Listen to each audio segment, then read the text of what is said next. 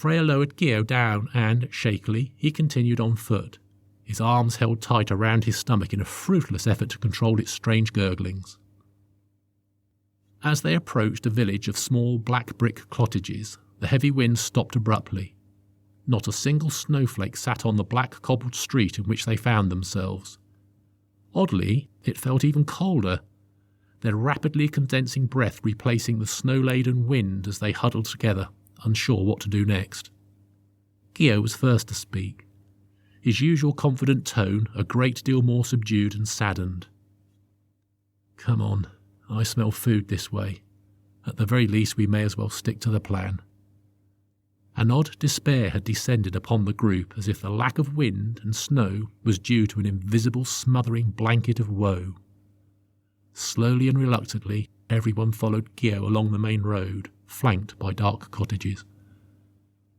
As they walked, Urisul wondered if they should stop and ask if this was Mongolia.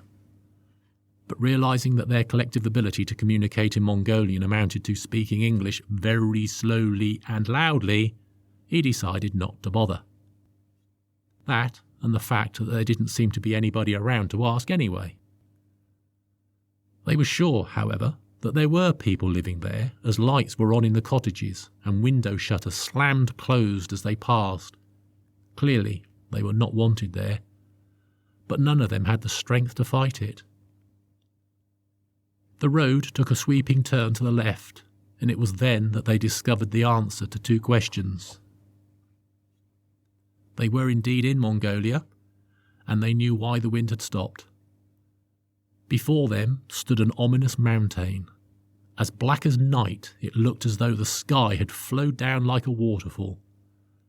It was impossible to tell where the mountain stopped and the night sky began. Stars seemed to litter the mountain, making it even more difficult to distinguish it from the clear night sky. As they approached, it soon became clear that the heavens had not flowed down to meet the ground. The stars in the mountain were, in fact, lights shining through hundreds of windows. Although it may have started out as one, this was no mountain in front of them. It was a castle. A castle so high and vast that it could easily be a city in its own right. There were no individual structures, however. It was just one leviathan of a building.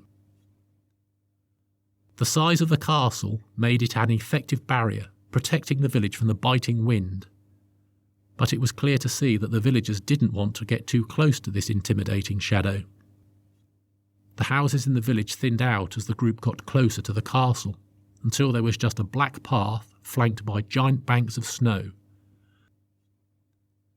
The air was stale, their legs felt heavy, and their bodies numb as they spent the remainder of the long walk to the castle in silence, each contemplating what was to come. Long before they reached the castle, they could see its impenetrable black wooden gate. Standing as tall as a tower block, with giant metal rivets and hinges, it looked even less welcoming than the Westgate portcullis. The gate was even wider than it was tall, but this in no way diminished the two identical statues that flanked its either side, resembling the vampires of nightmares in epic proportions. Each appeared to have been caught pouncing forward from a crouched position, one hand on its plinth whilst the other tore at the wind. Their faces were snarled and twisted with jaws agape, bearing huge fangs. Vast pointed wings arched back from their shoulders as if ready to take off. These grey menaces alone would be more than enough to scare off all but the most determined of travellers. The group paused, but continue they did. When they finally reached the gate, Requiem turned to face the others. With a twinkle in his eye, he said, "You know, I like it. Here is a man who is not afraid to make a statement." "Yeah, but can he cook?" asked Gio as he folded his arms, clearly not as impressed as Requiem by the theatrics. Ungracefully, Urisul heaved himself onto the plinth of the statue to their right, clambering over it to examine the head of the vampire. A head that was many times the size of his own. Flicking one of the fangs, he said authoritatively, "It's all well and good having such scary monsters on your door, but what about an intercom machine, or doorbell at the very least? I mean, what is the postman supposed to do? Without warning, the head of this mighty vampire statue snapped to its right to face Urasil. "State your purpose," he hissed, as rock dust spewed from his mouth. Urasil froze. The only muscles apparently working were his eyelids, which widened to the point of letting his eyes pop out, and his diaphragm, which perpetually drew breath. It wasn't long until Urasil was choking both on his words and the dust from the great vampire's mouth. Fruitlessly, he attempted to bat away the rock dust before sanity and gravity took hold and sent him crashing down to the floor. Requiem strolled up just in time for Urasil to fall in a heap at his feet. "We've come for tea. We brought drinks," he said as he materialised the canister of blood given to him by Erebus in front of the vampire's vast, black, oval eyes. Seeing the canister, the vampire jumped from his pedestal, landing astride Requiem and Urasil, who was by now barely visible in the snow. The vampire to the left also came to life. Stepping down from his own pedestal, he stretched, giving out a bone-grinding yell. The first vampire, towering over Requiem and Urasil, followed suit, almost crushing Urasil before Requiem grabbed his cloak and pulled him to safety.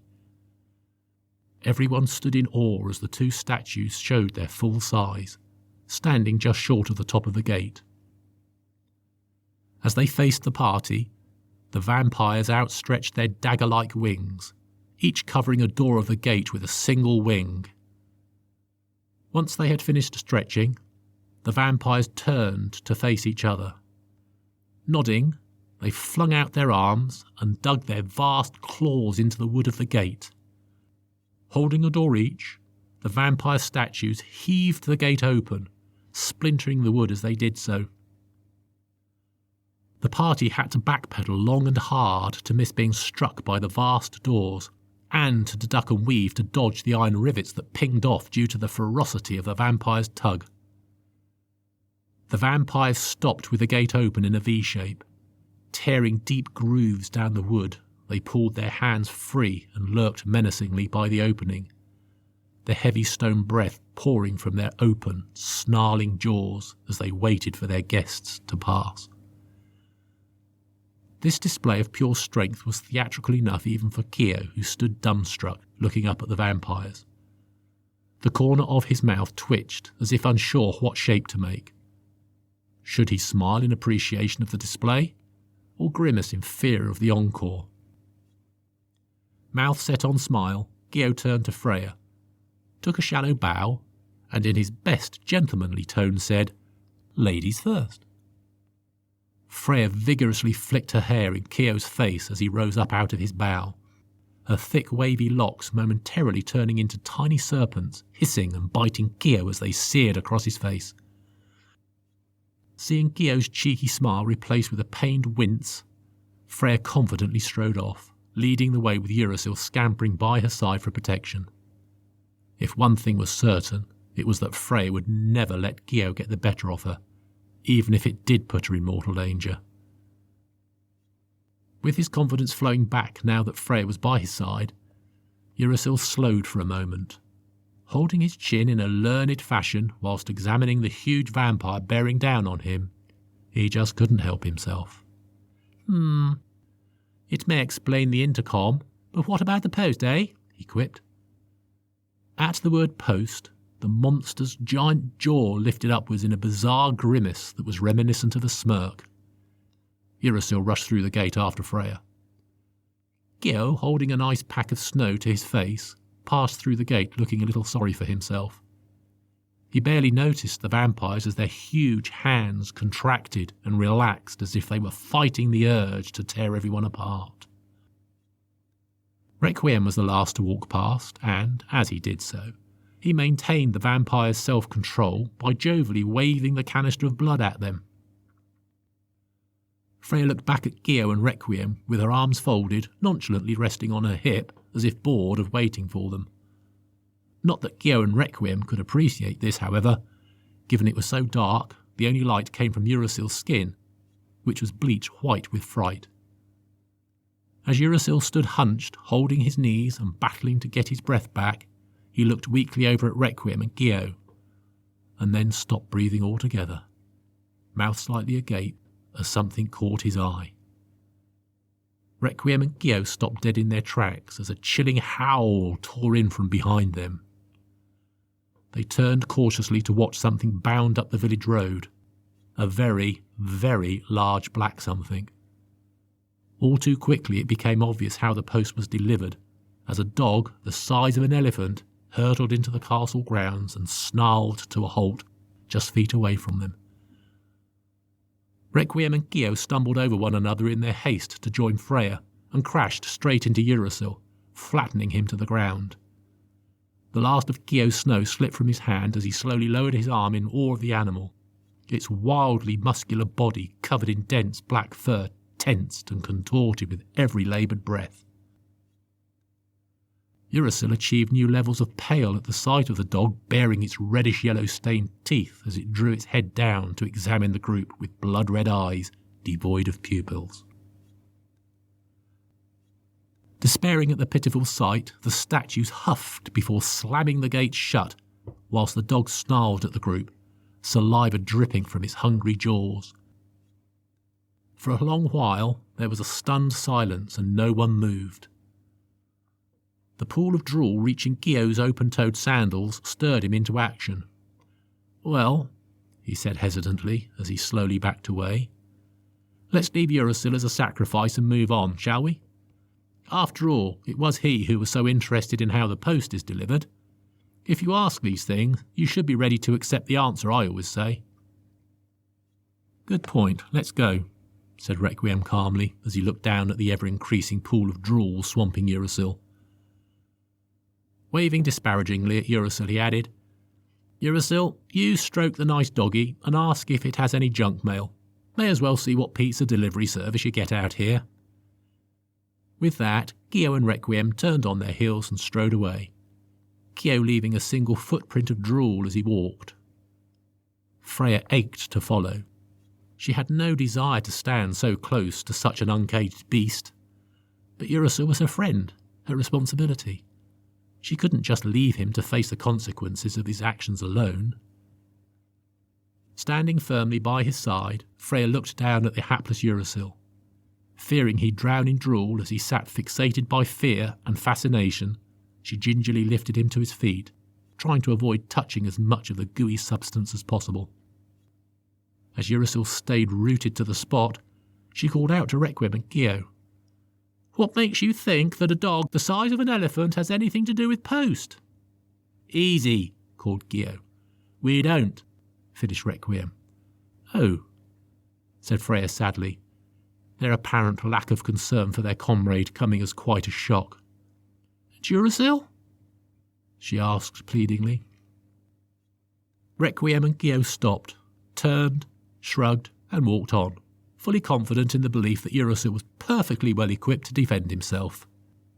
He was probably allergic to animal fur, and if anything nasty were to happen, he could always sneeze his way to safety. In the meantime, it kept a demonic dog off their backs, and of that they were glad. "Go, Freya, I have no wish to see you harmed, but don't worry about me, Gio's right.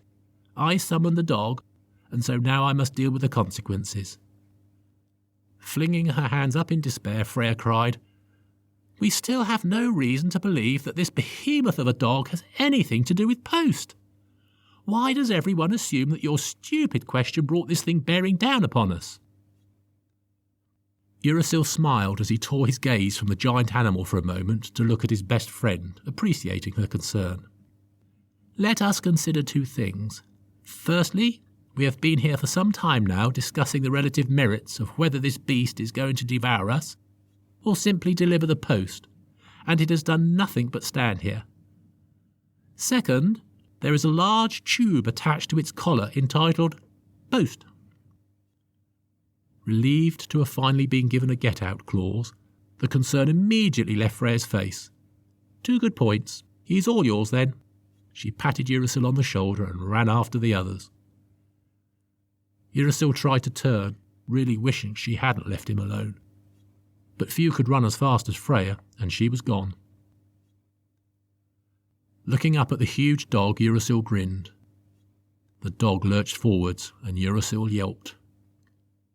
Requiem, Gio and Freya continued on, oblivious to Urasil's fate.